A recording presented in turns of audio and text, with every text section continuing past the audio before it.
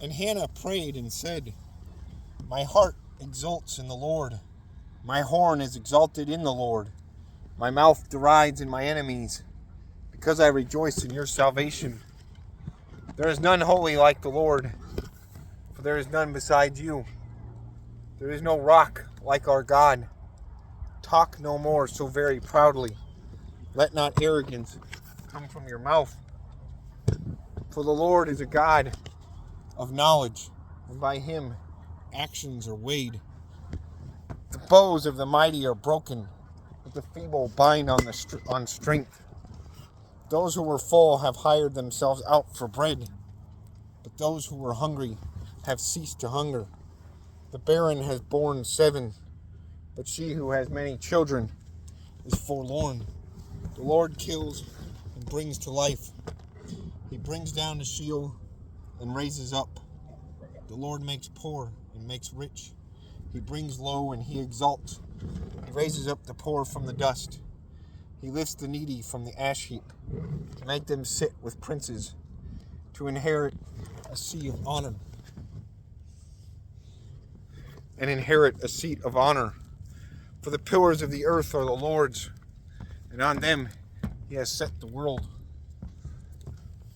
He will guard the feet of his faithful ones, but the wicked shall be cut off in darkness. For not by might shall a man prevail. The adversaries of the Lord shall be broken into pieces. Against them he will thunder in heaven. The Lord will judge the ends of the earth. He will give strength to his king and exalt the horn of his anointed.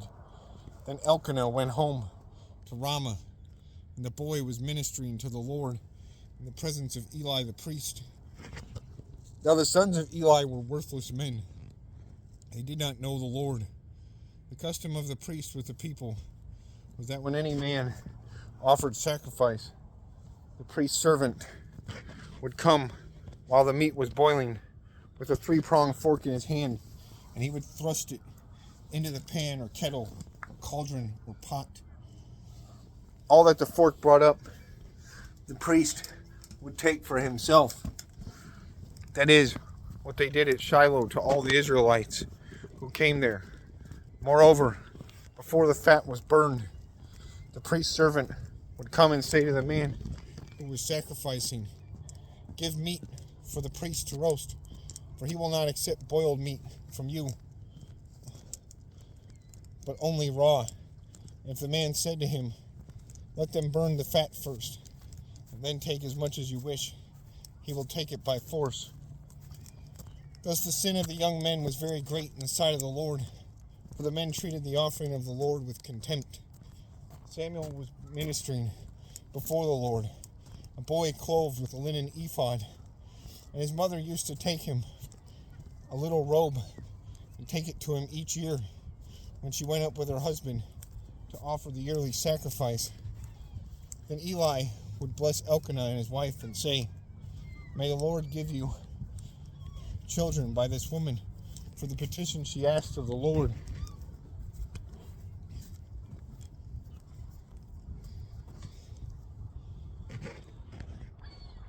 So then they would return to their home. Indeed, the Lord visited Hannah, and she conceived and bore 3 sons and 2 daughters. And the boy Samuel grew in the presence of the Lord. Now Eli was very old, and he kept hearing all that his sons were doing to all Israel, and how they lay with the women who were serving at the entrance of the tent of meeting. And he said to them, Why do you do such things? For I hear of your evil dealings from all these people.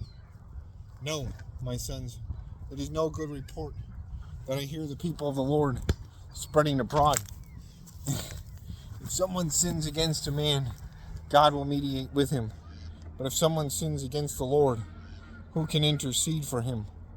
But they would not listen to the voice of their father, for it was the will of the Lord to put them to death. Now the boy Samuel continued to grow, both in stature and in favor with the Lord, and also with man. And there came a man of God to Eli, and said to him, Thus says the Lord, Did I indeed reveal myself to the house of your father when they were in Egypt, subject to the house of Pharaoh?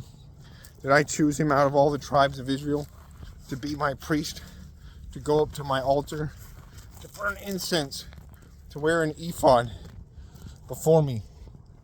I gave to the house of your father all my offerings by fire from the people of Israel. Why then do you scorn my sacrifices and my offerings that I commanded for my dwelling, and honor your sons above me by fattening yourselves on the choicest parts of every offering of my people Israel? Therefore, the Lord, the God of Israel, declares, I promised that your house and the house of your father should go in and out before me forever. But now the Lord declares, far be it from me. For those who honor me, I will honor. And those who despise me shall be lightly esteemed. Behold, the days are coming when I will cut off your strength and the strength of your father's house, so that there will not be an old man in your house. Then, in distress, you will look with envious eye on all the prosperity, and it shall be bestowed on Israel. And there shall not be an old man in your house forever. The only one of you whom I shall cut off from my altar shall be spared to weep his eyes out, to grieve his heart, and all the descendants of your house shall die by the sword of men. And this that shall come upon your two sons, Hophni and Phinehas, shall be the sign to you. Both of them shall die on the same day, and I will raise up for myself a faithful priest, who shall do according to what is in my heart and in my mind. And I will build him a sure house, and he shall go in and out before my anointed forever. And everyone who is left in your house shall come to implore him for a piece of silver or a loaf of bread, and shall say, please put me in one of the priest's places, that I may eat a morsel of bread.